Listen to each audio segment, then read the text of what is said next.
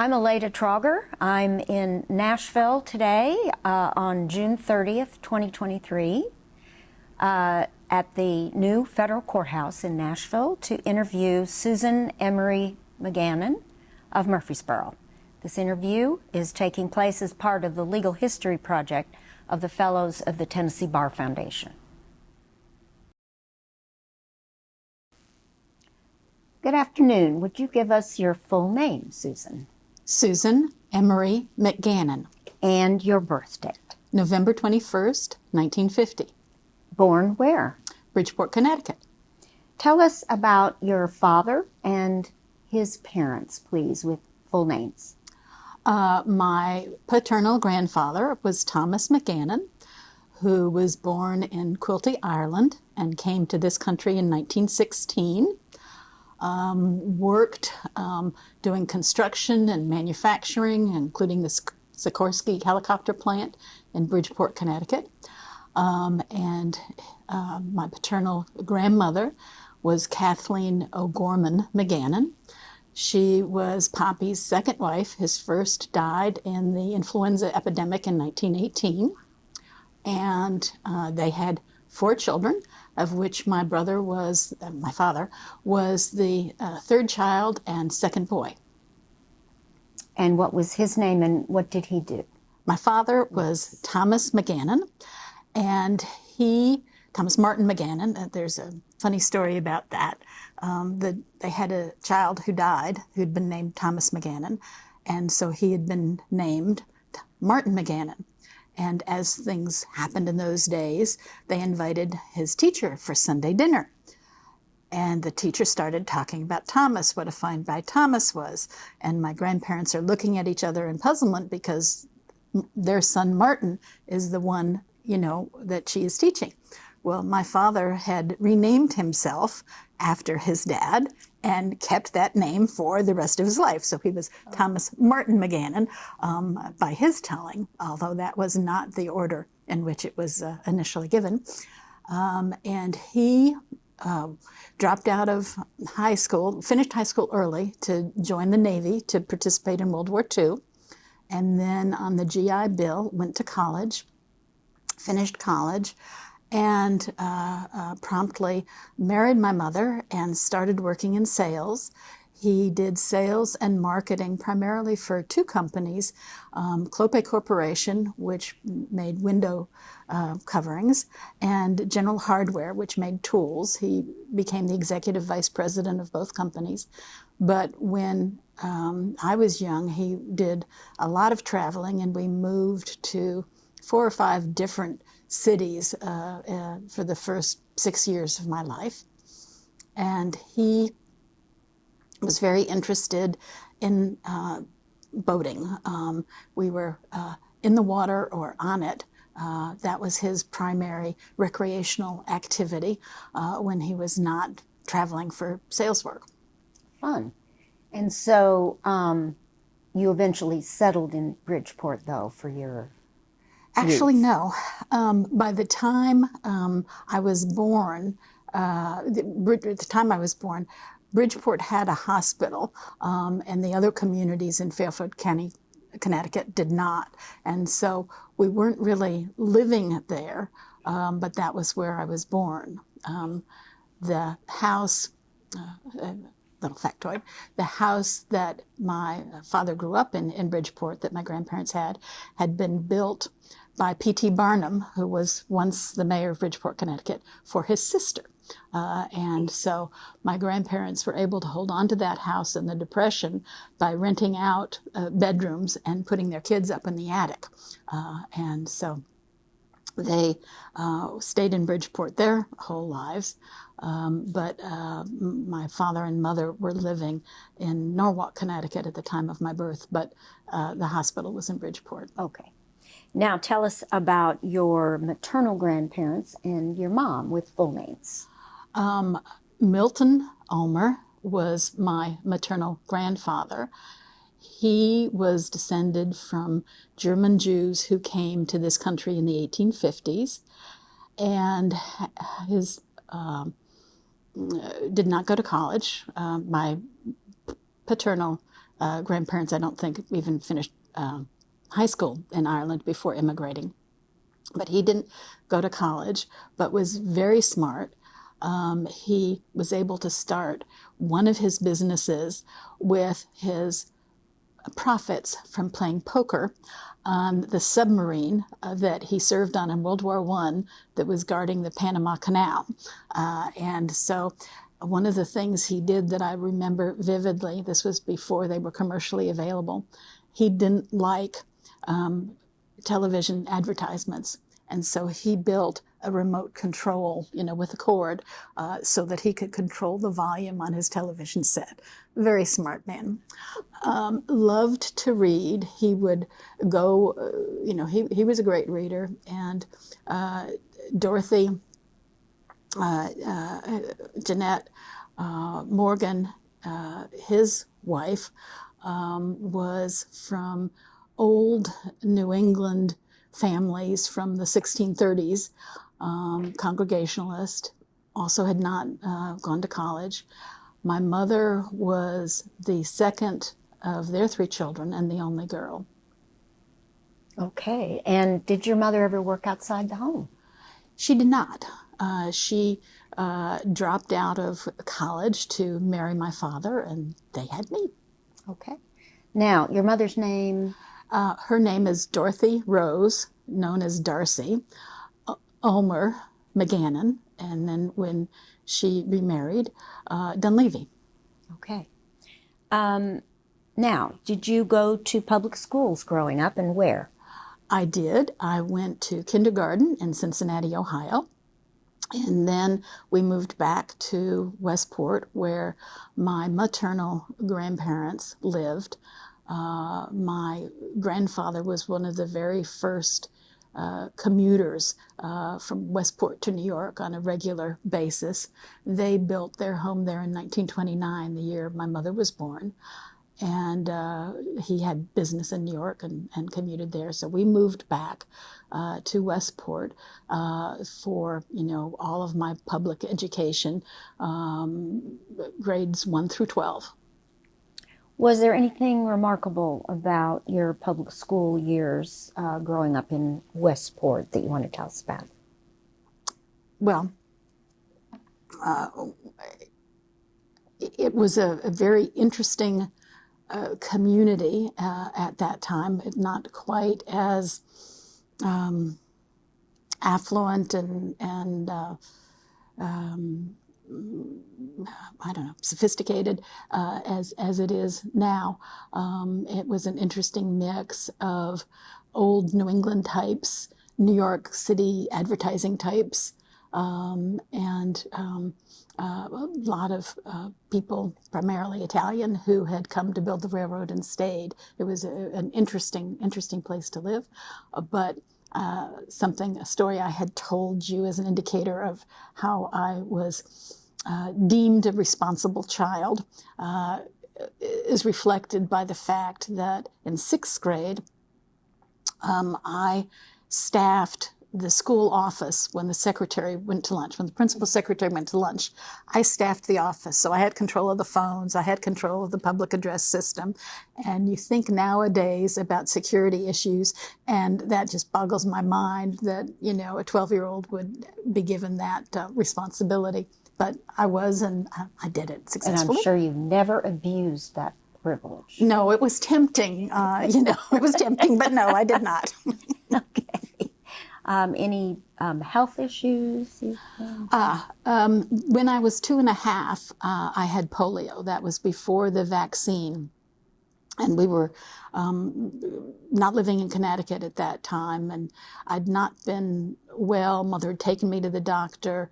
It wasn't diagnosed. She was taking by train me, and my brother back to Connecticut to visit her parents. And my grandmother noticed me and said, "No, I don't accept what the doctor said. We're going to get another diagnosis." And it did come back as polio. And Sister Kenny's rehabilitative exercises had started to be used at that time. So I was very fortunate to have very little residual impact. Primarily my right leg So I was very fortunate, and it impacted me in terms of making me not able to do ballet or horseback riding as well as I wanted. But other than that, I didn't have nearly the impact as others had who were afflicted at that time. So how did a Connecticut girl decide to go to the Midwest to college? Well, I'm so glad you agree it's the Midwest. I thought I was going to Ohio, to the Midwest, and I was told by others in Ohio primarily that they were part of the Northeast. So I had a variety of thoughts about what I wanted to do when I was in high school. Until late in my senior year, I thought, well, I'm going to go to Georgetown School of Foreign Service and serve our country and travel. I'm going to do that. And then I thought, that might be a little limiting for a 4-year field of study. And so, what am I going to do? What am I going to do? Well, Ohio Wesleyan University had an honors program that they invited people they thought were smart enough to participate to come out for a visit. And I had done that just because I was flattered, and I thought that might be of interest. And so when I made my change late, I went to Ohio Wesleyan University in Delaware, Ohio, for my first year of college. I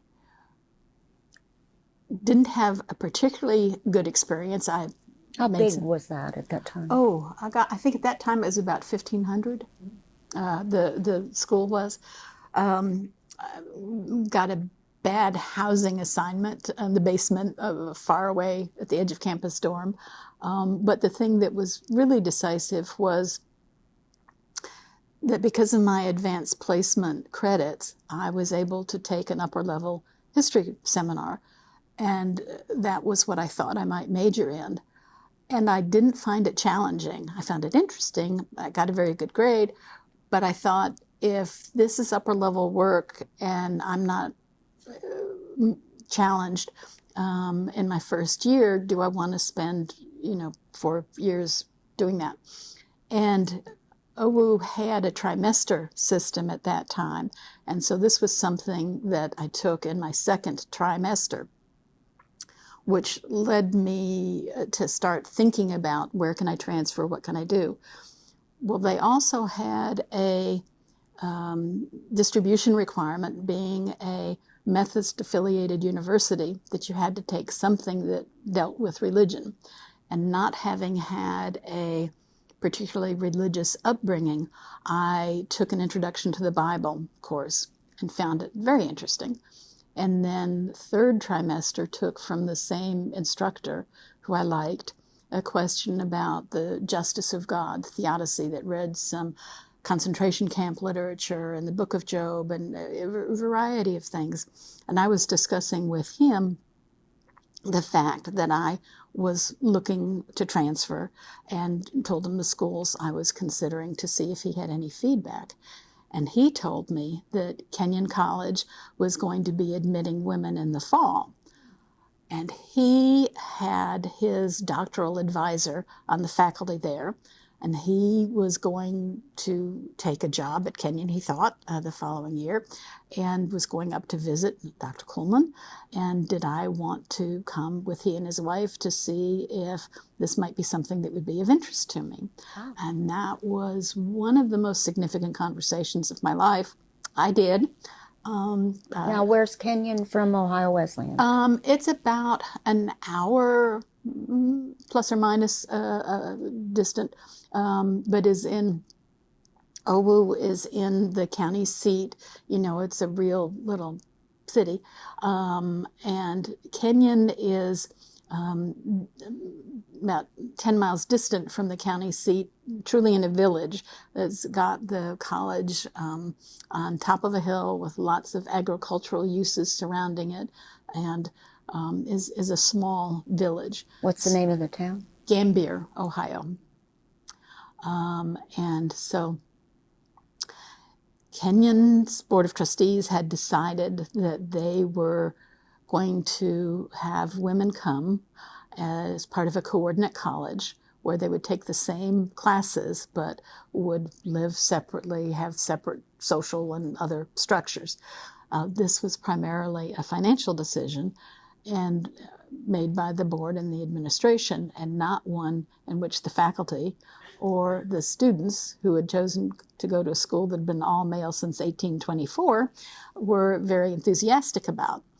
And so I, having gone to co-ed public schools and co-ed university, was really unprepared for the reaction that I got as 1/3 of the sophomore women, because what the school did was admit 2 juniors and 3 sophomores and a class of freshman women.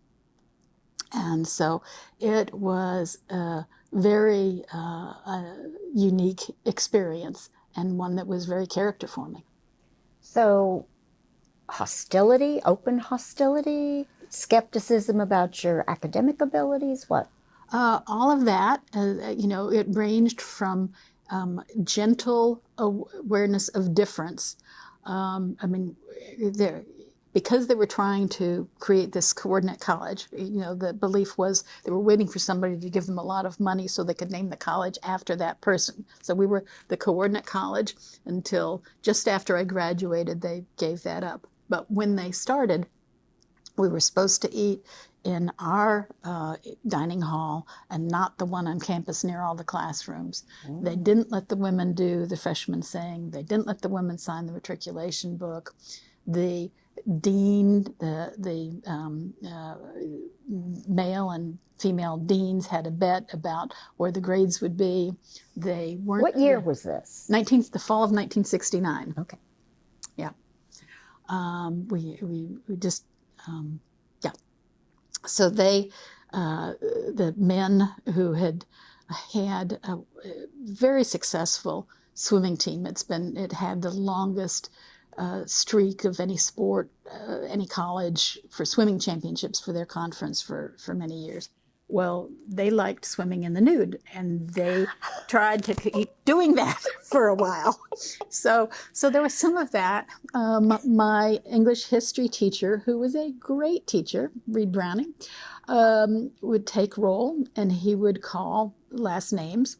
And since, as I mentioned, upper class woman, I was the only woman in all of my classes but one that first year. One of those was English history. So it would be, Jones, Klein, Miss McGannon, Nance. So, gentle distinction like that from what I didn't recognize at the time, but still am upset that I accepted initially and consequentially remarks by somebody else in the history department. Oh no, I couldn't possibly do a double major in 3 years. Just couldn't. Well, in hindsight, I know I absolutely could have, and it was doubt as to my ability. In an economics class, I was sitting near the front and responding to the teacher's question about something, and there was a very snarky remark from somebody behind me. I didn't turn around to see who it was, but those were the days where you didn't have anonymity. So on our first test, the blue books had your name on them, and they were put outside the professor's door when the grade was done. And so I went and I saw that I got a good grade. I thought, I'm just going to let this sit here for a couple of days.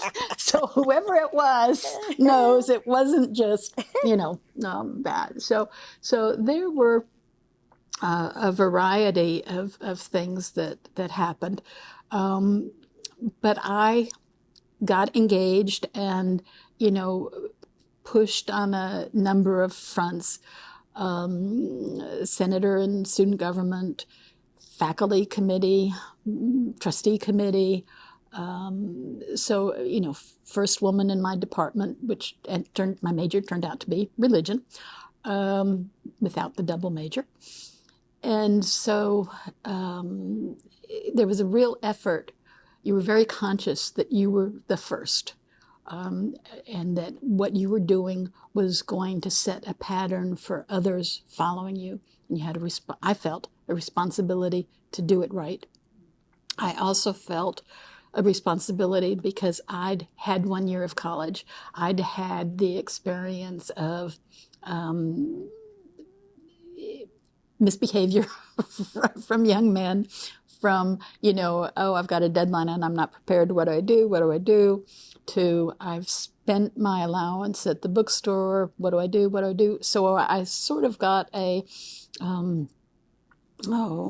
semi-maternalistic attitude towards the freshman women who were really getting it on all sides. They had each other in class, but in terms of some of the other circumstances on campus. So I and the other upper class women, were a help, I think, to them, to the point where, and it really was an echo of grade school, I was the dormitory head resident substitute. when she was away for the weekend. Trustworthy Susan. Exactly. Goody two shoes, Susan. Did you ever second guess once you got there? Did you ever second guess that maybe this wasn't the right thing to do? No, Kenyon was the right place. It definitely was character forming. At the departmental reception, one of my professors told my mother, who had come out for graduation, yes, Susan has really blossomed here at Kenyon. And I thought, okay, I don't think of myself as a flower very often, but I thought that was a true statement. One of the things that I did was work at the college bookstore, and that enabled me to participate in the faculty staff bowling league, which I did, and got one of my 2 athletic awards that I've ever received, and this was for most improved bowler. Still not a good bowler, but most improved. Okay, other than bowling, did Kenyon remain a part of your life in any meaningful way? Oh, absolutely. In terms of doing activities, we have them here in the region, serving on the Alumni Council, serving on the Board of Trustees, on reunion planning committees. Yes, it's been a part of my life. And I was the first woman to have her brother follow her to Kenyon. Kenyon has a lot of legacies. There have been a lot of fathers, sons, cousins, whatever. And a number of the women in that first class were following a family member. But my brother followed me to Kenyon the next year in the fall of 1970. So he was the first sibling to follow a sister. Did he protect you there? Did he what? Protect you there? The other way around, thank you very much.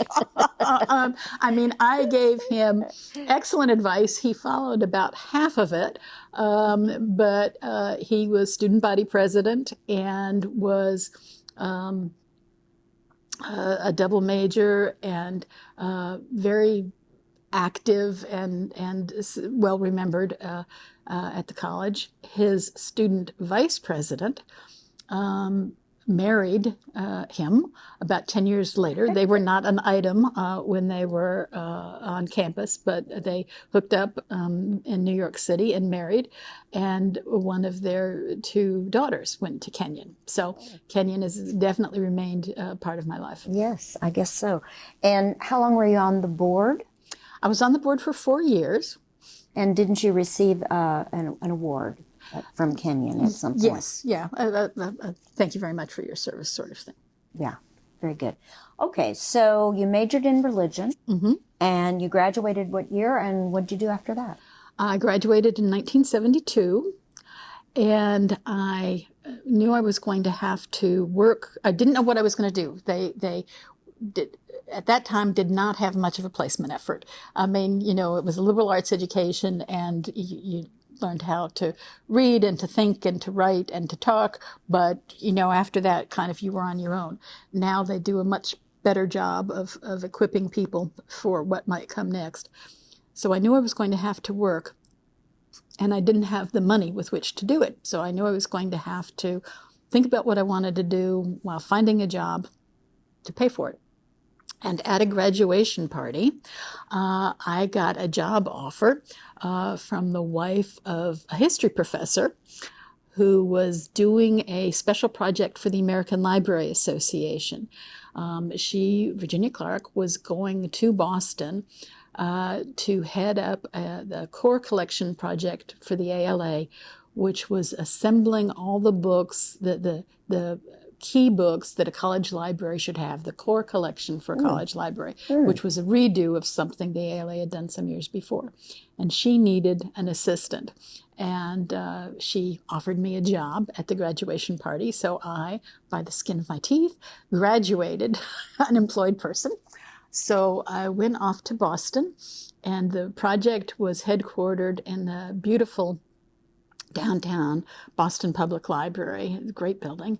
And one of my high school friends had an apartment on Commonwealth Avenue, and I shared that apartment with her and was able to walk to work and had a great year in Boston. During the course of that year, I went back to Gambier to visit my friends because so many of them were in the class behind me. And that was an era when you got cheap airfare when you were 21. And I was, at that point, still 21. I was going to turn 22 in November. And so I went back to visit my friends and visited my brother.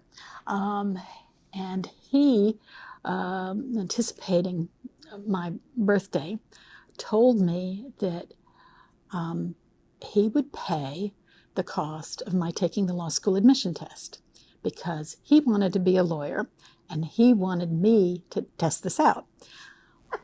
Well, I had, some years before, when he had expressed a desire to be a lawyer, told him, law was overcrowded. I had some Department of Labor statistics and went through a big spiel with him about how it was not going to be a growth field. Not everybody got to be Perry Mason, and tried to talk him strenuously out of becoming a lawyer. Did you have any lawyers in the family at all? No. And in fact, as I think about it, I don't believe I had ever met a woman lawyer before going to law school. Had you met men lawyers?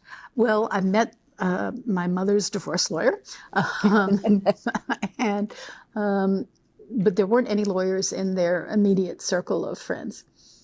And so I was thinking about becoming a librarian, and thought, well, I'll think about being a lawyer. And my relationship with my brother was such that I had to take this opportunity for a gift from him. So I thought, okay, well, I'll take that as well as the graduate record exam.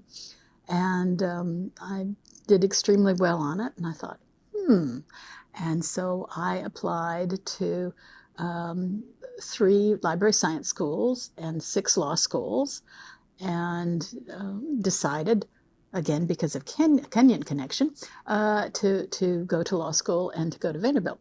What was the Kenyon connection to Vanderbilt? Well, I had gotten my acceptances out, and I had applied. You got in everywhere, I'm sure. No, I was waitlisted one school. Yeah. Okay. What, Yale? No. Harvard? Okay, go ahead. No. So I went back for the graduation of the class of 1973 because I had so many friends in that class. And Sarah Sedgwick, who had started with that class but finished in 3 years, so she graduated as 72. She also had a lot of friends. Well, she had gone directly to law school at Vanderbilt, and we ran into each other, and she was so enthusiastic about both Nashville and Vanderbilt that tipped the scale. And so I thought, okay, well, that sorts that out.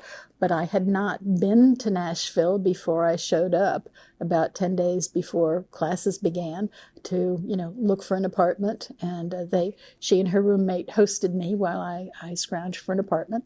And so you hadn't had to commit before you went to a graduation in the spring. You hadn't had I to hadn't commit where you were going to go to law school? correct. I had not Wow. had to commit. Oh, Like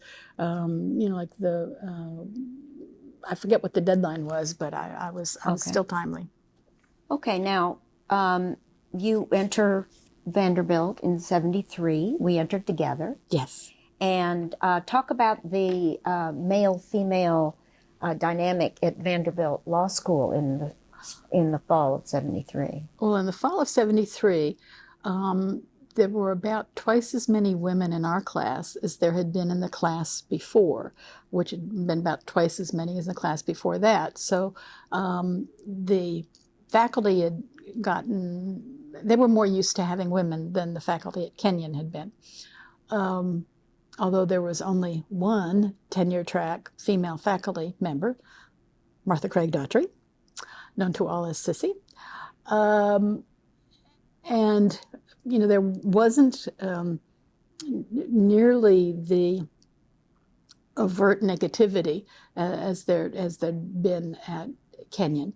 But one of the things that I think it's so easy to forget, and why I think this history project is such a good idea, when we were in law school, there were more women in law school than there were women practicing attorneys.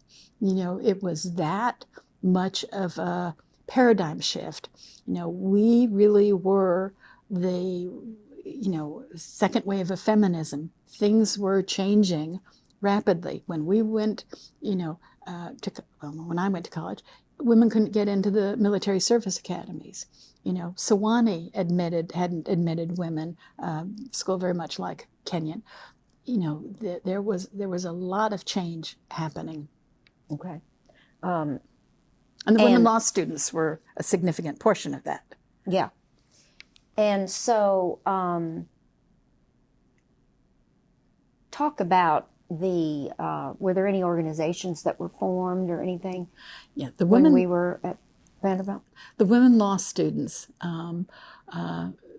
got together, and Sissy was key in that.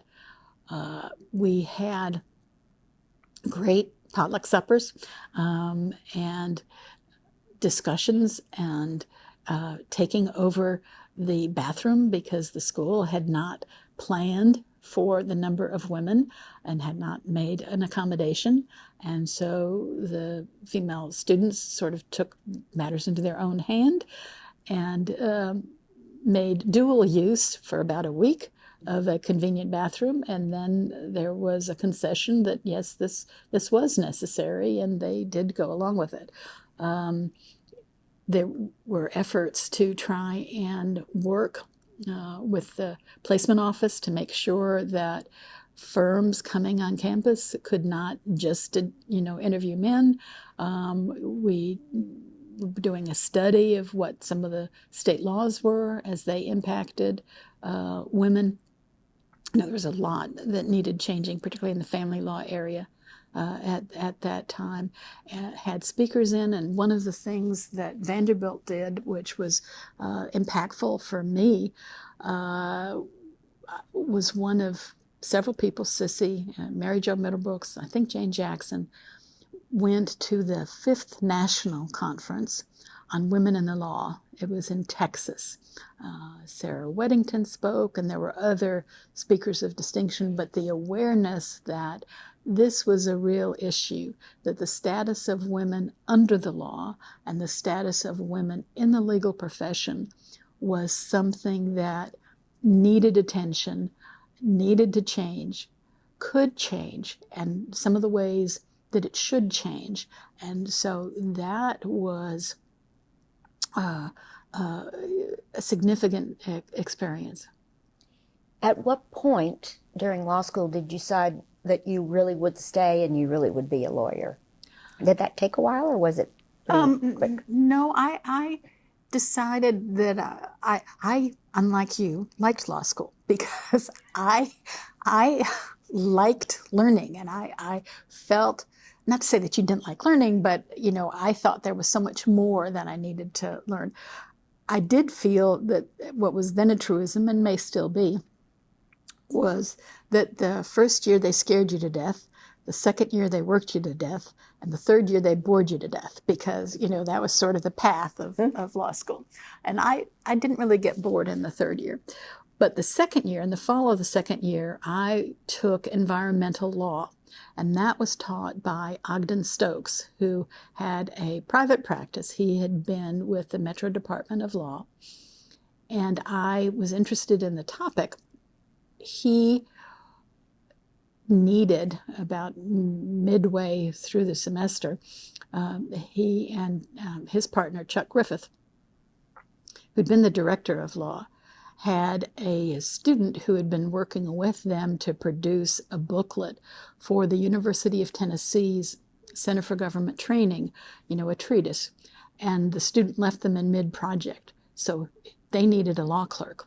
So I took that job and worked for them. Second year of school, I'd had a part-time job working for the university, at the law school before that, because I was putting myself through school and needed the money, and worked for them that summer between second and third year.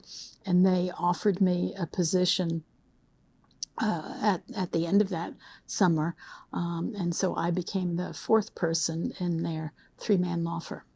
So it was Griffith and Stokes, and who was the other one? Shelley Stiles. Men. And all men, so you were the first woman. Mm-hmm. And did you work for them during third year as well? Yes. Okay. Yes. And what was your starting salary when you... I remember that vividly, because it was only $2,000 more than my salary had been when I was working in Boston as the secretary. And when I was in Boston, I was making $13,000 a year, and as a starting lawyer, I was making $15,000 a year. Okay, now talk about their practice and how they integrated you, and what were your first areas of practice? Okay. Well, as I mentioned, they'd been, Chuck and Ogden had been with Metro. And The Metro Legal Department. Metro Legal Department, yes. The director of law and assistant director. Or an assistant, I forget, director was in Ogden's title. But they represented the Tennessee Municipal League, the statewide association of cities, the Metropolitan Nashville Airport Authority, and the Nashville Thermal Transfer Corporation, which at that time was a garbage burning entity which heated and cooled a lot of downtown Nashville's buildings. And they also had litigation, primarily appellate, for governmental entities. And Shelley represented the city of White House, Tennessee, as their part-time city attorney. They were also getting into the area which Ogden and large numbers of the firm specialized in terms of municipal finance, doing bond work. I never got into the bond work particularly, but got very active with the airport work and with the municipal league work.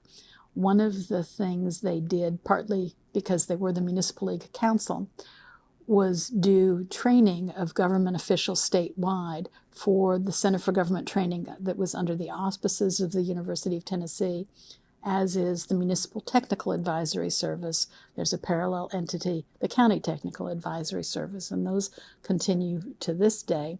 And so one of the things that I was doing early on was going with one or both of them across the state to conduct training of government officials. This was not an area in the late 70s in which there were a lot of women.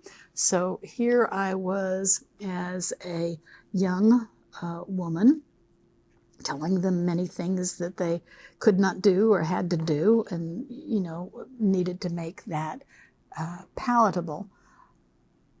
That experience was helpful in terms of preparing me for something that I did a lot of early in my career, in terms of conducting or participating as a teacher in continuing education seminars. I did a lot of speaking and talking to legal and non-legal groups on legal topics, but the efforts to do that with the Center for Government Training were important. one of the things I remember about that time was we were doing something in Jackson, Tennessee, where one of our friends, Mary Jo Middlebrooks, was practicing. And she came in just before the lunch break because we were going to lunch together. And she told me at lunch, "Do you know you said y'all to them?" And as somebody who grew up in Connecticut, went to college in Ohio, and worked for a year in Boston, that was not one of the terms I usually used. But because when I would be meeting with a client, it would be sometimes, initially it was in like the first 5 minutes. "Now, where are you from?" Or, "You're not from around here, dear, are you?" And I could tell I was becoming a true Tennessean when the time span between asking the question increased, and then the question stopped being asked altogether. And so I may have pushed it a little bit with y'all, but that was a good experience. Now, you were with that firm a total of 16 years, weren't you? I guess that's right. I'll trust you on the math. And during that time, you were also general counsel to the Municipal League, was it? Well, the firm was general counsel to the Municipal League. One of the things the Municipal League did in response to a problem that cities were having with very high and rapid increases in insurance costs, they did a couple of things. The first was to endorse a carrier, which a lot of local governments switched their liability coverage to, home insurance. And home insurance gave me a lot of defense work. And while I had not planned on doing litigation, I accepted remarks that McNeil Stokes, Ogden's brother, had given at a talk to Vanderbilt, which was any lawyer needs to have some litigation experience, because if you're going to be drafting a contract, you need to know how that contract is going to be interpreted in court. You need to have had courtroom experience. And so I thought, okay, I'm going to get me some courtroom experience. And so I took a few domestic relations cases, partly because my parents' divorce was so long and so ugly messy that I thought there has to be a better way to resolve this kind of conflict. And I thought, well, maybe this is an area. And, at that time, all firms had some of that. I quickly decided that was not going to be my forte. And so I took advantage of that courtroom experience to focus on defense of local governments and home insurance. So I was defending cases in state and federal court, sort of in the broad Middle Tennessee area for them for some time. In what areas? Employment, civil rights? I did employment cases. I also did, civil rights, police misconduct, and other kinds of constitutional violations. The impact on insurance rates continued to be problematic for cities. And so the Municipal League created a special study group to see whether there were some better answers. And they decided to create a self-insurance sharing entity, a risk management pool. They had a consultant and a variety of local government officials, and I sort of staffed that and did the first draft of the legislation that we needed to allow that to occur, to recognize that as clearly being a governmental function. And so it started as an intergovernmental agreement with 2 cities, and when we opened the pool for business, we had 5 cities.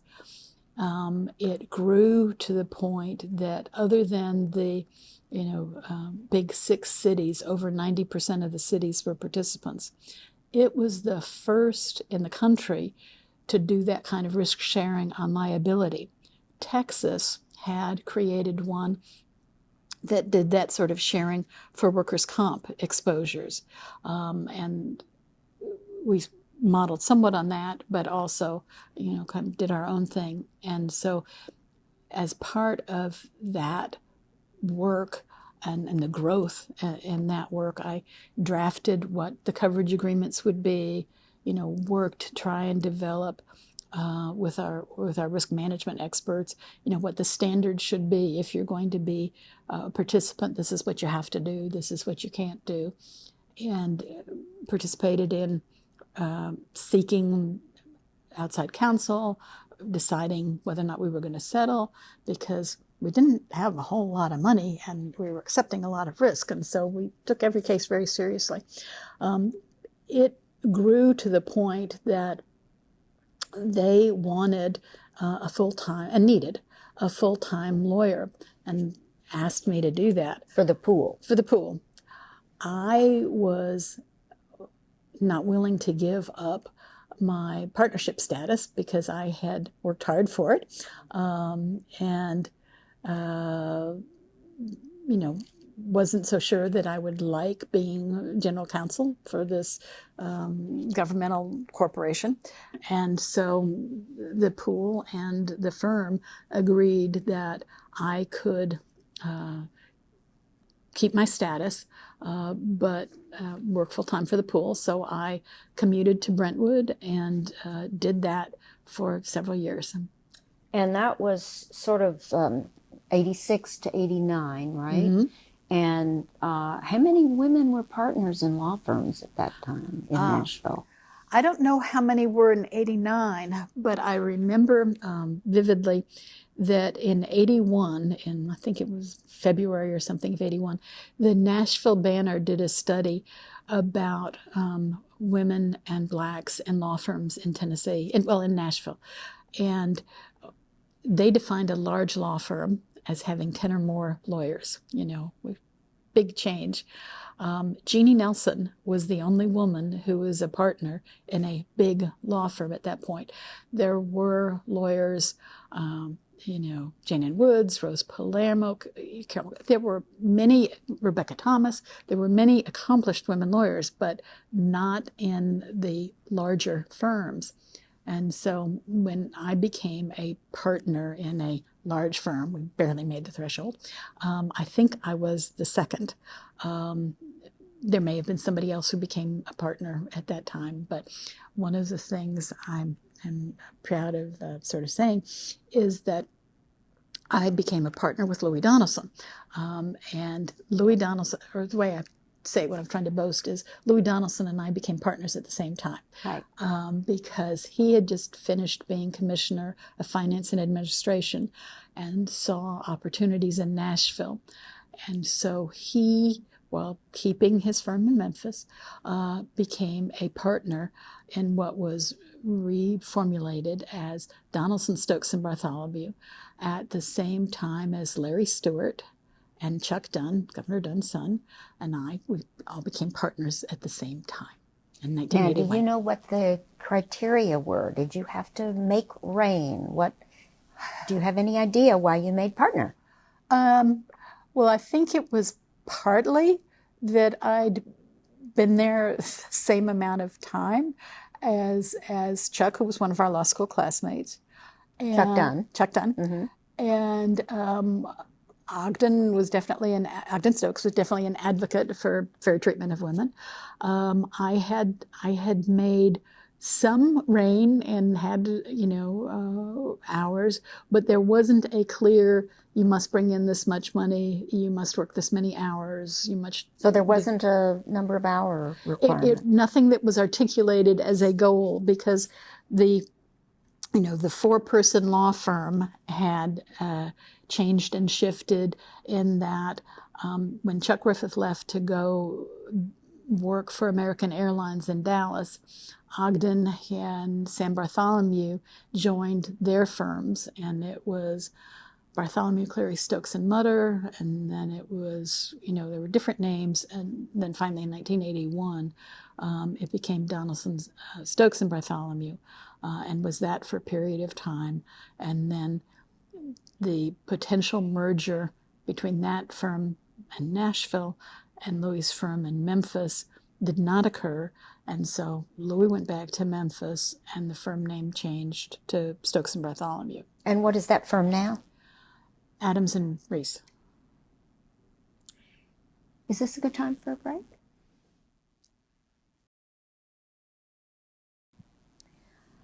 Susan, before we leave your firm, what were the advantages of being a partner in your firm?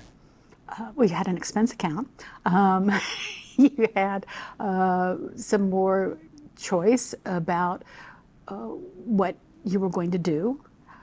I took over the trusteeship of our profit sharing plan. The ability to participate to a greater extent in interviewing and recruiting clerks and associates. Just being more involved in decision making. Was there a pot of money to split up at the end of the year, or? Well, yes. No? Okay. You were a participant in that. I did participate in that. Now, you have a very, very extensive history of bar and professional activities. And tell us when that started in significant development to starting it. Well, the first thing that really was significant, I joined the Nashville Bar Association, the Tennessee Bar Association, the American Bar Association my first year. But at the end of that first year, when it was time for the next crop of young lawyers to be admitted to the bar, I wondered if somebody was going to do that which had been done for our class by some of the women. They had some of the women at Vanderbilt who were practicing lawyers, had some of the women graduates of Vanderbilt come join them for a meal the day of the swearing in. I was not able to participate because my father was visiting, but I thought it was a cool idea. But this was just an ad hoc one-off. And I thought it was a good idea and that there was a way to make it better. So with chutzpah that I'm still surprised I had, I decided single-handedly that I was going to put this breakfast on the morning of the swearing in, and I was going to invite the Tennessee Supreme Court to come to breakfast. And I sent out my letters to the court and asked them, and they came.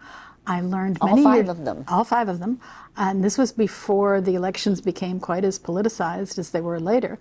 I learned many years afterwards that Justice Henry had spoken to Sissy Daughtry, who was on the Court of Criminal Appeals at the time, wondering whether this was appropriate to come to something that was all women. And she persuaded him that, yes, that was quite all right, without pointing out all the things he was already going to that were all male, she told me. But so they came, and in order to do that, I had to put together a list of the women who were practicing as well as the women who were being admitted. So I tried to do that because not everyone was a member of the Nashville Bar, so that directory didn't cut it. Looking at phone books, and there were a lot of women lawyers who were practicing in state agencies, and so I put together my list and sent out my invitations, and at that point, since I was covering the costs, we limited it to the women admittees and the Supreme Court.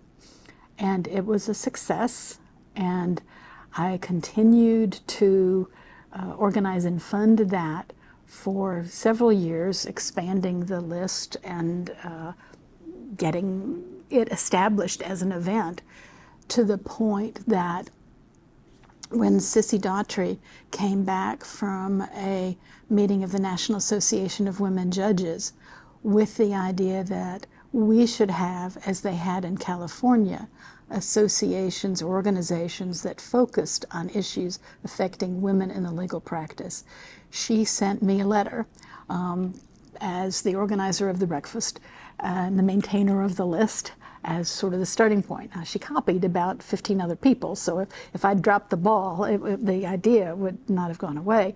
But she sent me a letter, and from that, organizational efforts began, which resulted in the creation of the Lawyers Association for Women Marion Griffin chapter in Nashville, which, as you know, has been a very important organization, I think, affecting the number of women who serve on the bench, in other bar association leadership roles, improving the conditions in private practice for women lawyers, and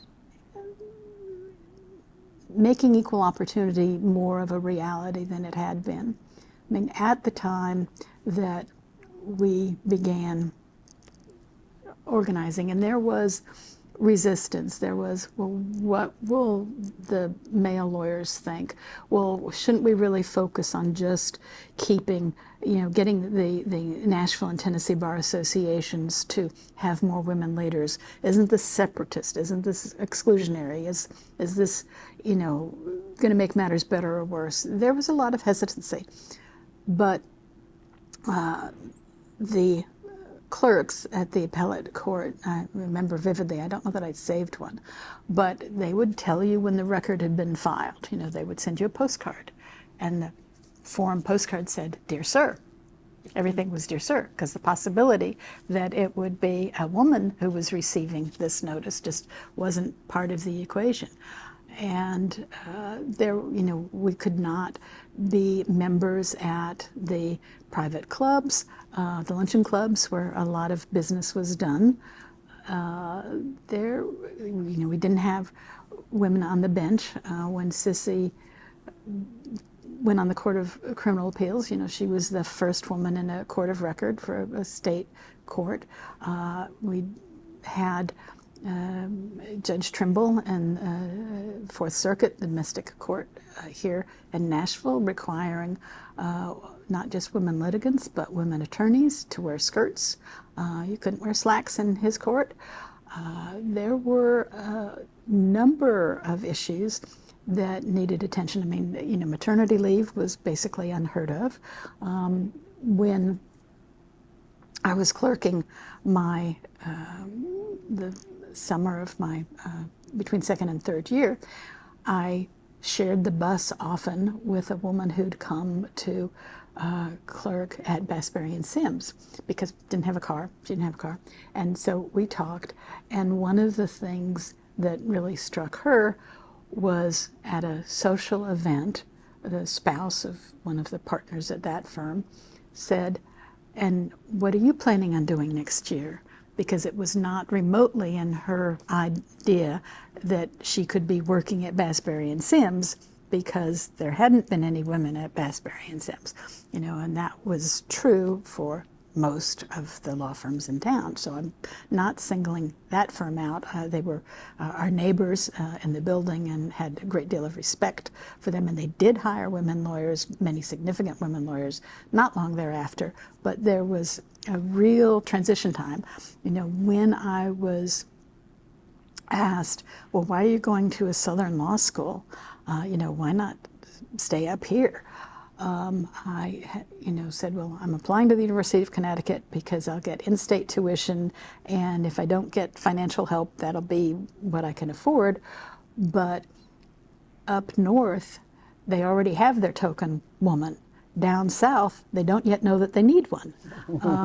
And plus, I thought I would like the weather in the South better, and I did.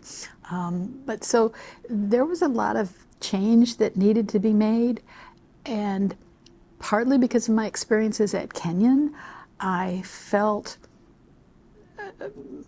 I don't know if confidence is the right word, but better prepared to try and advocate for that change. How did your firm react to your starting the breakfast? Were they supportive? They were supportive. They didn't say, "Oh, well, the firm will underwrite it," but they were supportive. I could use my time, and I used some of our shared secretary's time to, in terms of making arrangements. So yeah, they were good about that. Okay, so you start the women's breakfast, which becomes LAW, but you also were involved in a lot of other bar activities and professional activities during this period of time. Talk about some of those. Well, one of the things that I believe is foundational, it's very important, in my opinion, to be engaged in making the profession as a whole better, and that you can do that through organizations, whether they're the institutions that the court has, like the Continuing Legal Education Commission, of which I was honored to be the only woman in the first. How'd you get on that? Who appointed you there? The Supreme Court appointed. At that time, I was coming off, or still was, the president of LAW. So I think that's how my name, came to their attention, whatever. But the other three, because they were following the Grand Division, the other two Middle Tennessee people, Nashville people, were Woody Sims and Jim Weatherly. And so the three of us had extra responsibilities in getting the organization off the ground, the most important of which was hiring Dave Sharon to be our first director, and doing, getting an office and doing some organizational things. And so I was honored to be reappointed to that. They only had one African American who was also, like me, appointed for a one-year term, because they stagger terms, and so they were definitely hedging their bets. They were having diversity and inclusion, but they weren't, making a long-term commitment till we showed that we could do it. And he also was reappointed, and so I served on that till I was term expired, and became vice chair, before that ended. Legal services.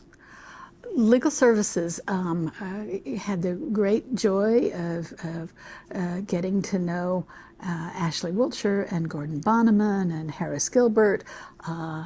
Juliet Griffith was working for them at the time. One of the things that I had to do as we were getting ready for what was then new office space was, I was heading up the board at that time, was tell Juliet she needed to clean up her office. So when I appeared before her when she was a magistrate judge, I don't think she held that against me. I don't think so. But that was something that, again, the firm was supportive of my doing that. And you were president of the Legal Services. I was. You served for a couple of years as a board member and then became president. And you were president of the Federal Bar Association at some point. Yes, I was, because I was doing, as I indicated, a fair amount of federal practice. And did you help form T-Law at some point? I did. The need for an umbrella organization for the different associations of and for women lawyers, because Memphis, Nashville, East Tennessee arose. We were particularly concerned with statewide legislation that could be impactful. So we formed a steering committee. Each organization, picked 2 or 3 people, and I was one of the people that Nashville picked to be part of the steering committee to come up with the organizational structure for T-Law, and presented the report of the committee about how it should be structured when we had a statewide meeting, which I think was in Jackson, may have been in Memphis, to decide whether we were going to do this or not, whether there was enough interest. And T-Law stands for? Tennessee Lawyers Association for Women. And it was created. My stepsister designed the first logo for T-Law. So Karen Dunleavy-LaRock deserves credit for that. So yes, I was involved with that. In fact, I was going through some papers to try and winnow them down. I resemble my mother in terms of being something of a pack rat in that regard. And I had the receipt from the Secretary of State where I had taken the incorporation paper over for T-Law. There were 21 of us who were incorporators, but I actually did the filing and whatnot for it. So yes, I was involved with T-Law. Okay. Now, so you're with the firm 16 years, and talk about the transition to Murfreesboro. Well, I had been on the opposite side of litigation of the city attorney, Tom Reed, on a couple of occasions. He was Murfreesboro city attorney. Murfreesboro city attorney, but at that time, that was a part-time job. He had a private law practice with Larry Trail, among others, and did a lot of plaintiffs' work. He'd been president of the Tennessee Trial Lawyers Association, did a lot of plaintiffs' work, and I was doing primarily defense work. I've done a little plaintiffs' work, but mostly defense work my whole career. And we'd been opposite each other. And he also, the city attorney's office was created as a full-time position in 1990 in Murfreesboro. He had retained me to serve as co-counsel on a big federal lawsuit they had that involved the Tennessee Governmental Tort Liability Act, because I'd been very involved with that through the TML pool and through the Municipal League, various amendments and interpretations. And he involved me in that. So he called me because his one assistant was going to leave, and he wanted my opinion about someone he was thinking of for the position. And I knew her and gave him some thoughts. So I said, but I bet I can find out some more. Let me do that and I'll get back to you. And he said, well, you're who I really want, but I can't afford you, and laughed. And I said, well, no one is ever offended by an offer, and laughed, and then went on to find out some more about this person. And when we talked again, he said, well, that's very good, that's interesting, but I really think we should have lunch. So we got together for lunch, and he ended up making an offer to me. And because I had found, after I'd gone back to the law firm from the TML pool, that I missed having the one client. I was never as successful as my law partner, Sam Bartholomew, as a rainmaker. I don't know that anybody was. But I didn't enjoy it, and I wasn't as good at it. I liked seeing something from start to finish. When I got called in to serve as defense counsel, it was after, in some cases, mistakes had already been made, or policies had not been developed, or somebody hadn't been disciplined who should have been disciplined. And I liked the work at the pool, being able to be at the front end of things. And so having the opportunity to focus on one client and being able to be through the whole process was attractive to me. And so even though it meant a substantial decrease in income, I decided that I thought I would be happier doing that. Tom told me at the time that he anticipated retiring as soon as he was eligible to do so, and anticipated, recommending me to the city council. At that time, he had enough confidence in my judgment.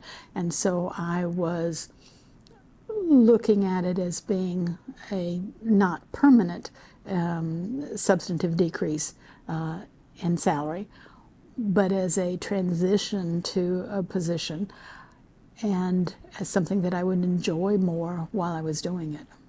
And did it require that you move to Murfreesboro? Unofficially, no. Officially, no. Unofficially, yes.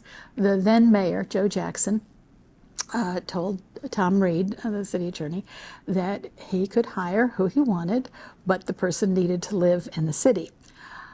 despite the fact that there was no ordinance or employee handbook requiring that. That was a condition that he made and which was followed. So I did the reverse commute for a couple of months until I could get my house in Nashville sold and a house purchased in Murfreesboro. That was definitely much better traffic-wise than the other way around. Now, why you were very much a very big part of the important part of the Nashville legal community. You were a partner in a major firm. We all loved you.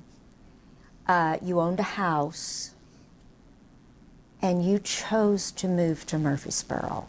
So you've talked about the professional reasons, maybe why you did this, but how did you weigh the personal aspect and the fact that none of us wanted you to go, Susan? Well, that's very nice of you to say, and it was not without a lot of thought, but I had enough confidence in the strength of the friendships I had here that I believed I could maintain them, even though it would be more difficult to do so, fewer opportunities to just casually get together for lunch.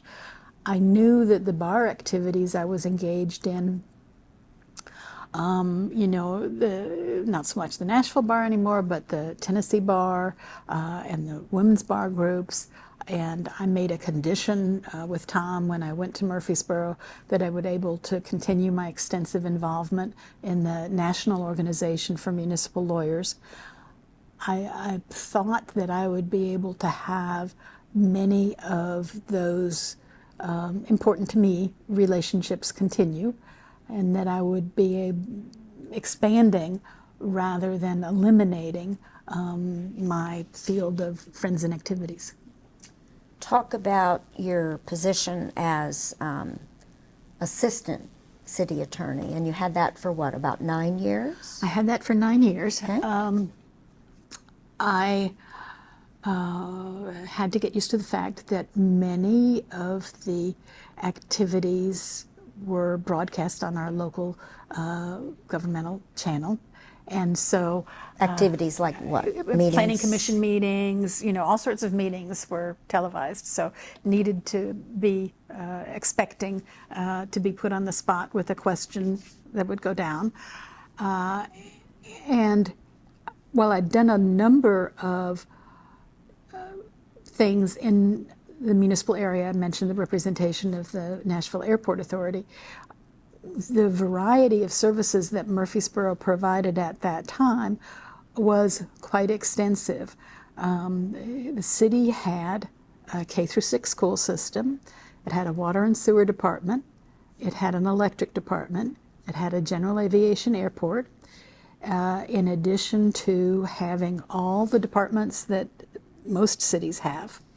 So you had to develop a specialization, special knowledge in utility law and education law and aviation law, in addition to any city's going to have knowledge of employment law, planning and zoning law, governmental finance, and something that people who come to governmental practice without any background in government do not expect the intricacies of. The laws particularly applying to governments, such as the open records law, the sunshine law about public meetings, the laws that impact government different than they do business. They want government to operate like a business, but governments aren't there to make profits. They're there to perform, required services for their citizens. So, police departments aren't going to make you money, and they cost a lot. They take a lot of legal time and attention. So do fire services. And so the range of things is something that I had some awareness of, but I was still called for some immersion. It happened when I was the city attorney rather than the assistant city attorney, but just to give you an illustration of that, a citizen who served on one of our boards and who knew me from my representation of that board called me up and wanted to know what was the city going to do about his neighbor's cat who kept on coming over and urinating and defecating in his garden. What was the city going to do? And within the same hour, I got a call from New York Bond Council about a multi-million-dollar issue that we were getting ready to go to market on, and there was a tricky question that we needed to discuss. And so that gamut was definitely challenging, engaging. And one of the things that made Murfreesboro particularly attractive to me, and I think made me attractive to Murfreesboro, was the fact that, unlike most other cities in the state, other than the big ones, they were self-insured for most exposures. And so for the liability limits were, the Governmental Tort Liability Act limits were lower then for state claims than they are today, but they were still not non-existent. Governmental immunity had been greatly reduced. Governmental liability exposures had increased. And so dealing with trying to avoid litigation by trying to avoid screwing up, and when a screw up had happened, trying to manage it so it didn't turn into litigation, and then if you had litigation, defending it and deciding at what point you took a slight black eye and settled, as opposed to the risk of a big black eye and litigating. And so being involved with that was important. And at the time that I came as the assistant city attorney, there were just 2 lawyers, Tom Reed and myself, and the city was much smaller. The city was, about 48,000 people. It's now well over 100,000 people, more than that.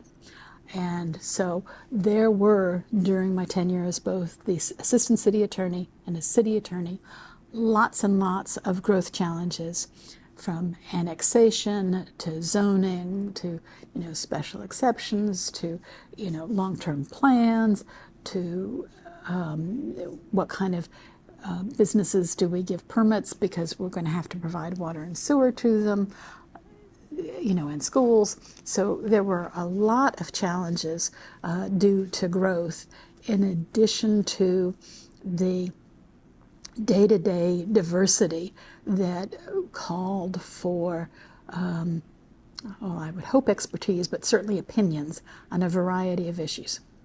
Did you do the litigation in court, or did you farm that out? We mostly did, at that time, we mostly did the litigation ourselves. Because Tom liked to litigate and was good at it, he did a lot, but I did some. I mean, one of the first things I did, he handled something at the trial court, but had me go up to the Sixth Circuit to defend something that the city was involved with. And we did a mix, but mostly we did it ourselves. By the time when I became the city attorney, I found that I did not feel comfortable mixing a litigation practice and an office practice, because you get so absorbed in a case, and yet all these other things can't wait. And so I somewhat reluctantly handed over most of the in-court representation work. Now, you became the actual city attorney in 2001, and was that transition as easy as you thought? Were there others that wanted to be the city attorney in front of the council? How did that go? Well, Tom had let the council know that he was going to retire sometime before, and had recommended me strongly. And I didn't know it at the time, but there were 1 or 2 people who went to individual council members and tried to lobby for the job. I had some one-on-one discussions, interviews, as I'd had, even though it was totally Tom's decision as the department head to hire me as the assistant city attorney, because he thought there might be some resistance because this was a woman from Nashville, and because he was proposing to pay me more than he paid the man who had held the job previously, because I had a lot more experience. I'd had some one-on-one interviews and had some for the city attorney position.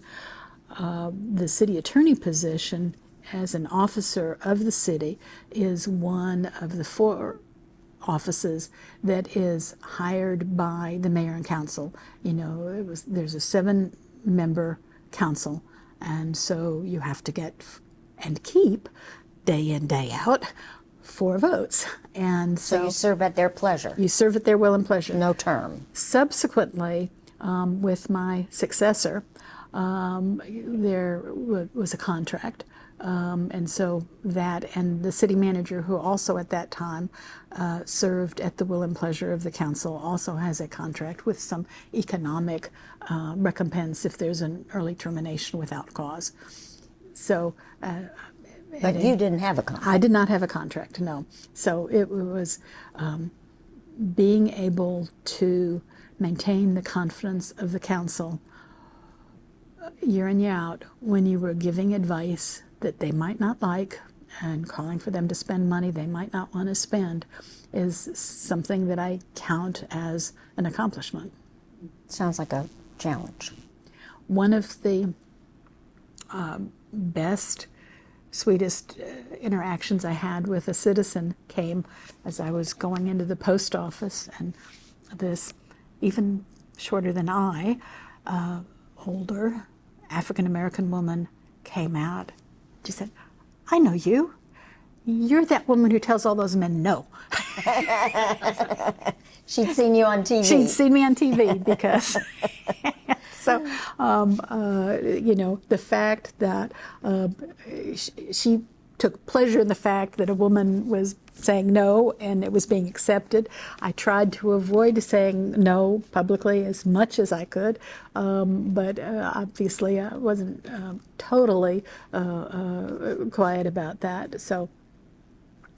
Okay, now you kept up your bar activity with the Tennessee Bar Association. You did some significant things there.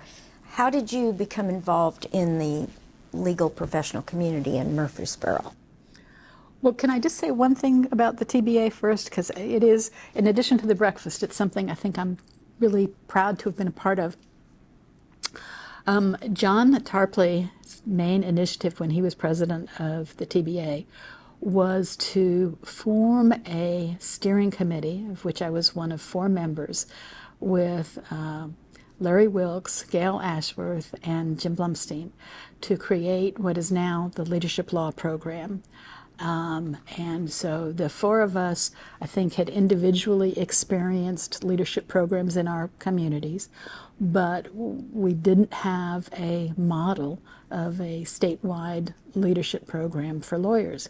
So we were sort of winging it. Jim Blumstein had been involved not just with Leadership Nashville, but with the music leadership program, and so he was a great asset. Now he's a professor at Vanderbilt. He's a professor at the law school, and was one of the ones that I don't think Larry or Gail had him, but I had him, and so we, spent several months figuring, okay, what's this going to look like?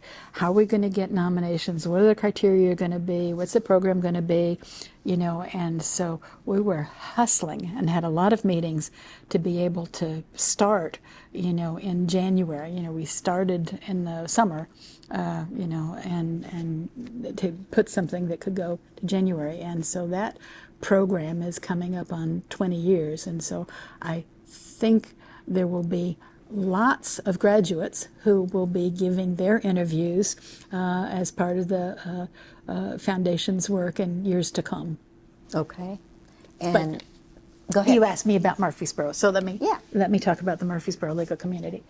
At that point, Nancy Sellers, who was practicing with her husband, Bill Sellers, and Sandra Trail, who was at that time Sandra Taylor, was practicing, and there weren't that many women who were active in courthouse practice.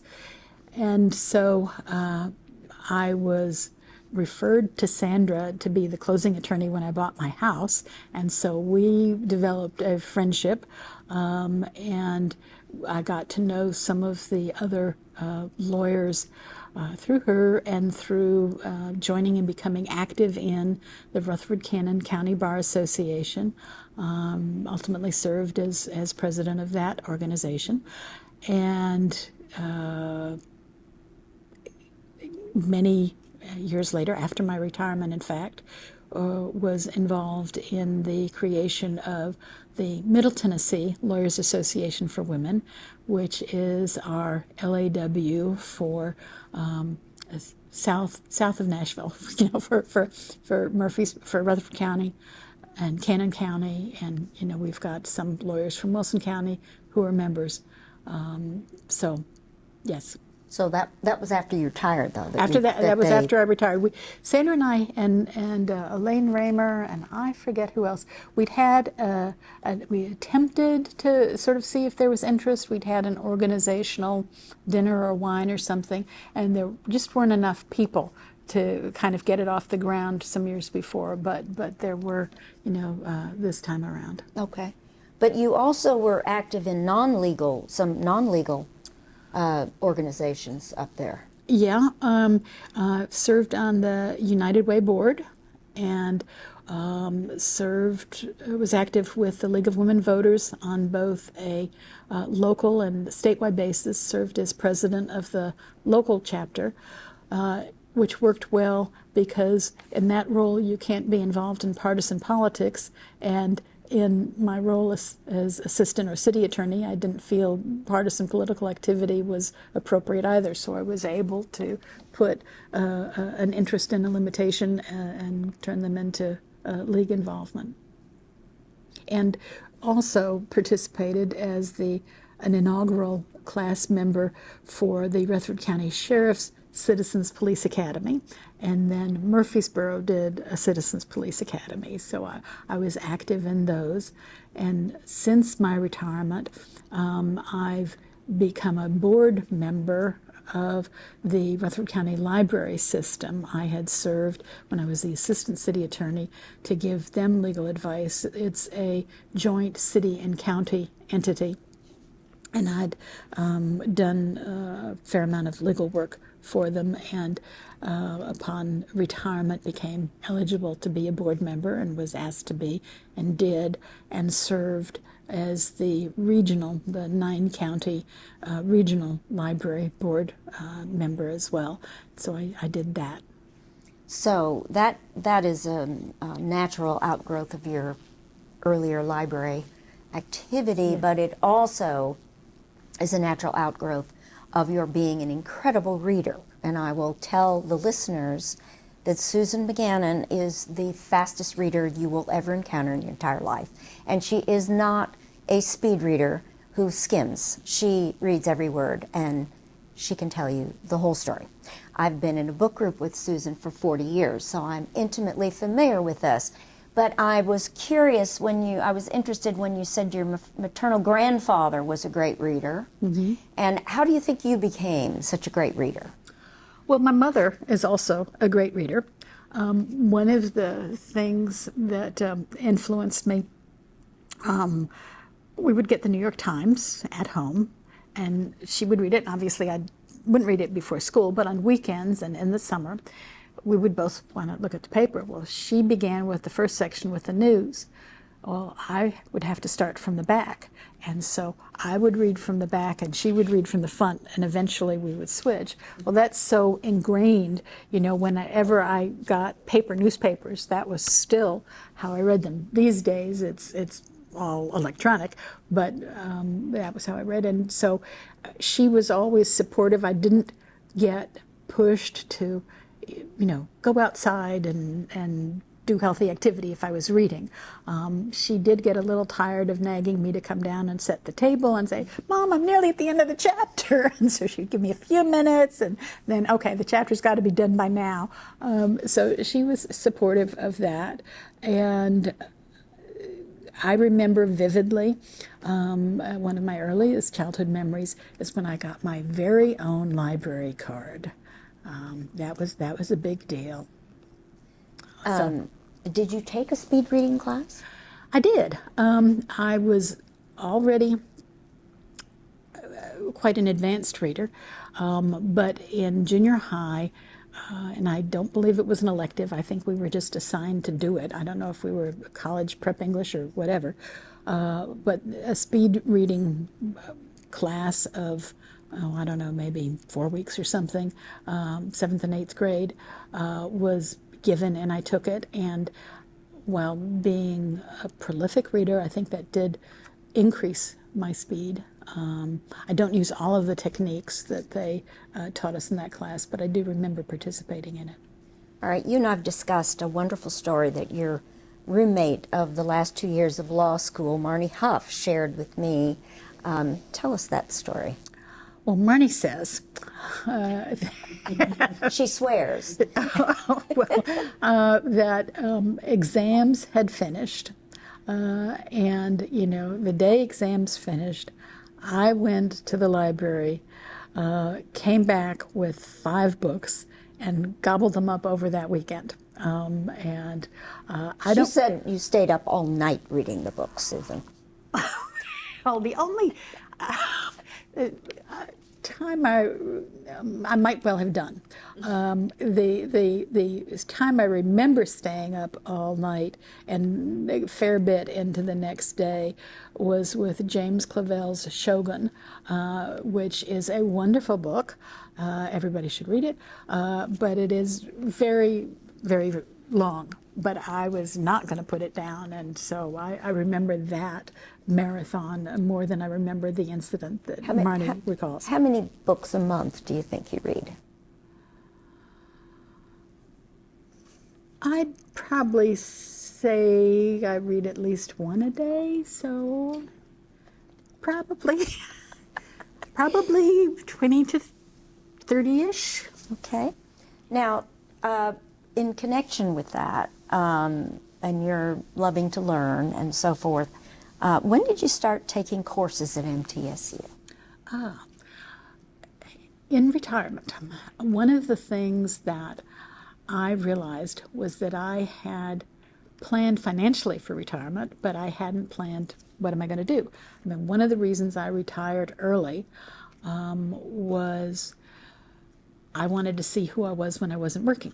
And I decided and discovered that the desire to learn through reading that was reflected through college and law school and through getting professional certifications in the insurance field was I wanted to keep learning.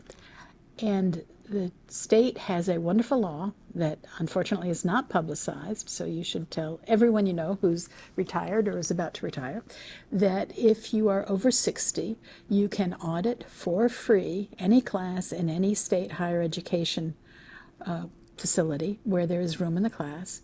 You can take for a grade or a degree any class if you're over 65 and there is room in the class for a very nominal sum. I was taking multiple courses at MTSU for $70 a semester and was able to get student rates for plays and athletic competitions and concerts, even to do study abroad, which I have not done. But I decided to take things that I was afraid to take, like music, because I have a tin ear. I was always afraid to take that in college for fear it would affect my grade point, and things that I wouldn't have had occasion to take, like Tennessee history, since I wasn't in Tennessee at the time, and things that I just found interesting. And so I've taken an array of classes at both the undergraduate and graduate level courses at MTSU, and enjoyed that a lot. But Susan, you don't do the auditing. You take the tests and you write the papers. Am I right about that? That's correct. I figured, if you're going to engage. I mean, one thing that has been constant, I suppose, is if I get involved in something, I get really involved. So, all right. Yes. Now, for those who don't know, MTSU is located where and what does it stand for? Middle Tennessee State University, which was, for a period of time, I don't know if it still is, the largest university in the state, greater than UT Knoxville. And it is located in Murfreesboro, Rutherford County, Tennessee, the geographic center of the state of Tennessee. Very good. Now, talk about the decision to retire. You've given us a little bit of that, and was it what you hoped it would be? Well, my father worked until late in his 70s and didn't have, died when he was 85. He died in 2013. My brother, despite a transplant donation I made to him, did not survive, and he died, my younger brother, Thomas Houghton McGannon, died in 2015, in January of that year. And I thought that we never know how long we have. Nothing is guaranteed. And while I'm still enjoying my work, as I said, who am I when I'm not working? And I thought, I think I can afford to retire. And I made myself think about it for several months. And then I decided that I would. My brother's death sort of motivated me to go ahead and do that. And have you traveled at all during your time? I have had several trips overseas with one of our book group members, and traveling with Viking cruises, and have gone primarily, and have gone to France and to the Baltic countries, and to Australia and New Zealand, and on the rivers going from Budapest to Amsterdam, and have enjoyed that very much. The traveling was adversely impacted by my having a bad car accident, which kept me in a facility for 5 months and meant postponement of that trip. And then COVID came and postponed trips, for 2 more years. So I haven't done as much traveling as I had planned to, but I'm going to try and make up for that. My advice is to not wait till you have both the time and the money, because you may not have the same amount of stamina. Do some of your traveling now, because it is hard to have enough confidence that you will ever have enough money or enough time. You just have to make some of both and get it in earlier. I wish I'd made more time for more trips sooner. Is there anything else you wish I had asked you that we haven't discussed? Well, one of the things that I feel is an important part of my career is being involved in trying to raise the level of expertise and recognition of local government lawyers. I was involved with the Tennessee Municipal Attorneys Association through Griffith and Stokes, having been the Municipal League's counsel, and they were doing presentations to that group before continuing legal education was required. And so I started doing a survey of important cases and Attorney General's opinions, that have happened in the past year, that I would do at the annual Municipal League conference. And so, I did a lot there, and was honored to be elected president twice. Now, when I started going to that organization's meetings, I was the only woman in the room. Connie Clark, when she started representing Franklin, joined me, and then there were 2 women in the room. And so to come from that to service as president, to one of the great honors of my career, to be named after I had retired as the first ever recipient of a new award, the only award they give, the Distinguished Municipal Attorney Award. And so that matters. The other thing that I think I did to help municipal lawyers, I'd been involved with the national organization, which was then known as NIMLO, National Institute of Municipal Legal Officials, and became IMLA, International Municipal Lawyers Association. I was involved in a variety of levels as chairing various sections before I served on the board. But one of the things that IMLA did was to create a fellows certification where, in addition to attending some IMLA conferences, there was an exam, essay exam, and you had to write an article.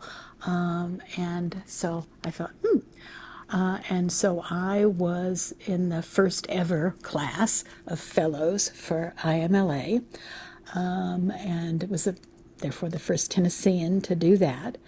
And with my Distinguished Municipal Attorneys Award, there came a cash, small, well, not small, but, still any amount was welcome, cash stipend. And so I gave that back to the organization so they could use it to subsidize the costs of participating in the Fellows Program for other Tennessee lawyers who might want to do that, who might not have that subsidized by their firm or their city. And so I've tried to pay it forward in that way. And another thing that just seemed to be a nice cycle. We've talked about how the first thing of note I may have done was organize the breakfast that led to LAW. Well, this past year, I didn't organize, but as with the breakfast, donated the funds for LAW to incorporate and receive its tax status when it created a foundation. So I've bracketed my career. How wonderful. Would you recommend, a couple more questions about municipal law. Would you recommend municipal law to other lawyers? Oh yeah, if you like a challenge, if you like the diversity, if you can sustain the risk, again, better to have a contract, but still, there is political volatility, and as I said, not everybody televises as much as Murfreesboro does, or has as many citizen boards that have a significant role in the operation of the city. When so many lawyers have to specialize because the law has gotten very complicated, and firms are expecting high levels but narrow levels of expertise. It's a different experience, and for me, a joyous experience to have the diversity. We still have excellent general service practices in many parts of the state, many smaller cities. So I'm not saying municipal law is the only area where you have to be able to do a number of things, but it's certainly, I think, one that even the smallest city has a lot going on, and sometimes, you have to get in others to help. But the size of the city doesn't really correlate all that closely with the complexity of the issues you're dealing with. And so I found it intellectually engaging. It meant that I wasn't doing as much litigation work, when I was a city attorney, and not as much dealing with other lawyers. My city, my situation, I was dealing with the city manager, the council, department heads, but trying to produce, the first ever really comprehensive police department general order manual was something that was an important accomplishment for the city. And I found it useful to have been involved. So yeah, I would recommend it. And there are, between the state level and IMLA, there are a lot of resources that are now available to help in ways that there weren't when I started. How big was the legal department when you retired? When I retired, let's see, I think as opposed to two, were we 5 or 6? Lawyers. Yeah, Wow. that's Yeah. Yeah, we there were 4 lawyers in addition to myself at the time of my retirement. Grew a lot during your time. Yes, well, we had to keep up with the city, even though we, shifted some of the risk management responsibilities and subsequent to my retirement sold off the electric utility, but. And the International Municipal Society, how's it international? I mean, is Canada. it Paris? Oh, okay. Canada. We have a whole Canadian section because there's a lot, legal issues that arise may not be governed by the same laws, but they're the same type of issues. And so they have, a day at the conference where they just doing Canadian things, but the overall program has issues to both. And there have been some, trips abroad to sort of see if similarities with other cities internationally, but primarily Canada. I see. All right, what are you reading now? Since you read a book a day, so what are you reading today? Well, I haven't read anything today, but yesterday I read The Bookwoman of Troublesome Creek, which is a very interesting fictionalized version of the WPA program in the Depression that put librarians, primarily female, on horseback to go into rural areas, in this instance in Kentucky, to be, a lending library and to go to schools, and so to take information, books and magazines and scrapbooks of helpful hints out to the rural areas with lots of challenges, and it also involves issues involving race and perceptions of race and the status of women. It's an interesting book. Have you read the book for the book group on Sunday, Susan? I have read part of it. All right. My last question to you is that there seems to be a kind of unifying theme to your life and your career, and it's kind of being adventuresome, being a pioneer, starting things, stirring things up. Do you see that in yourself? I do. I think partly that's a reflection of the times, that things were changing for women nationally. It was the second wave of feminism, and I see it partly as a reflection of the times. As you can see from the women in our study group, all 4 of us have been very engaged in our profession and in our community, and have taken leadership roles or roles as creators of things. But I also see it as something that changed with me at the college experience. I would not have predicted this life path in high school. I was fairly traditional, did not seek responsibility, and didn't stand out.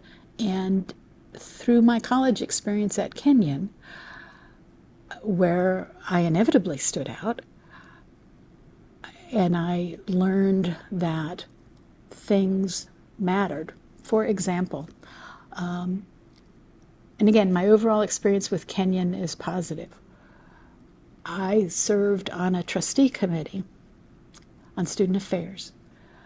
They met not on campus, but midwinter up in Cleveland.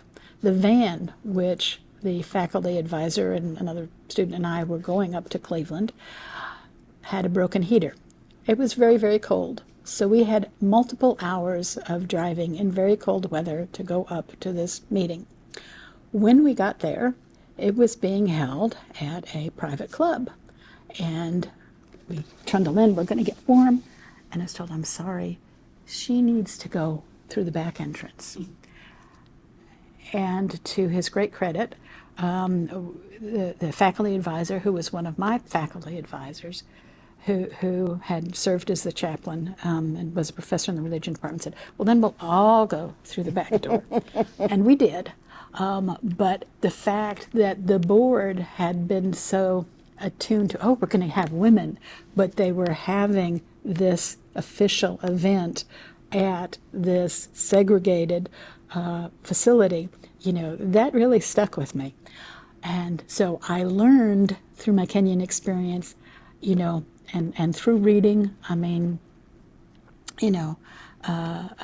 Friedan and all the kinds of literature that were about women, that there were choices. Things didn't have to be the way they were, and that they would stay the way they were unless you did something about it. And, you were unlikely to be able to change things just by yourself, but you had to do something and find others to work with, and other people and other structures. And so trying to create new things where things needed to be improved, and not being afraid to create something new at the risk of looking foolish or failing was something that is a hallmark, I guess I'd say, of my professional life. Wonderful. Well, thank you for, oh yes, one more question. You always go by Susan Emery McGannon, and why is it that you feel so strongly about it? Well, Emery came as a result of having clever parents who were trying to deal with opinionated grandparents. As I said at the beginning of our conversation, I had strong Irish, Catholic, recent immigrant on my father's side. That tradition is you have a saint's name as your middle name. I had a very strong, very proud of DAR Old New England heritage from the 1600s grandmother on the other side, and that tradition is it's a family name. And so my parents were in quite a quandary about how they were going to name this child. Fortunately, they then saw a statue of Saint Emery. Emery is a long-standing family name, and so they were able to please both grandmothers with the same name. And I decided that I was going to use it professionally because here I was, this short, obviously northern girl, and I needed to, be have some clout and visibility and whatnot. And so, how am I going to do that? Well, Charles Hampton White was a noted Nashville attorney that I had some things with, and he was always Charles Hampton White. And so I thought, well, I'm going to be Susan Emery McGannon. And so I have been. So this was part of being a lawyer. This was part of being a lawyer. Yeah, that I insisted on it. Yeah. Yeah, Okay, I mean, in college I was Sue, and I had early decided professionally I was going to be Susan, but that I was going to be Susan Emery and not Susan E., even though that resulted in Mrs. McGannon, and that was never accurate, but that I was going to be Susan Emery, and it was great because I could always tell when I got mail solicitations, if they did Susan E., it wasn't somebody who knew me. Well, Susan, thank you so much for adding to the Tennessee Bar Foundation's historical record of prominent Tennessee attorneys. Well, it has been my pleasure. One of the things that we had talked about, and I just realized we forgot to do, was the fact that I feel very special in terms of having been in multiple roles as a lawyer. I mentioned I've done a little plaintiff work, mostly defense work, so I've been a lawyer. I've served as a judge. Our friend and law school classmate Matt Sweeney had me serve as a special judge. I was called for jury duty and allowed to serve, made the foreman, but allowed to serve in Rutherford County. And as a result of a bad car accident I mentioned, was a client. And in addition, early in my career, the first time I got press in the Nashville papers and was on the Nashville television was Chancellor Ben Cantrell appointed me as a sequestrator. And a sequestrator, as I learned, I had not solicited this, is somebody who sequesters or takes charge of property for some reason. And he had gotten a case where Metro Codes and a notorious East Nashville landlady, some would say slum landlady, Carrie Sissom, had been in dispute about what she could and could not afford to fix. And so he decided to resolve the issue by picking somebody outside to take charge of these rental properties and recommend to the court what could be done about them. And so that first week, I'd never done any real estate work. That first week, I'm going around to the rental properties trying to collect the weekly rent before I can get somebody hired to do that, because, her thing was, they won't pay otherwise. And I was worried this money that I was responsible for was going to not ever be collectible unless I did it. So that was one of the more interesting and challenging roles I have had as an attorney. And so, I have been the subject of media attention before, but that was my breakout role, and an unusual role for a lawyer. There aren't too many sequestrators, let alone sequestratrixes. I'm sure that's true. Again, thank you. Thank you.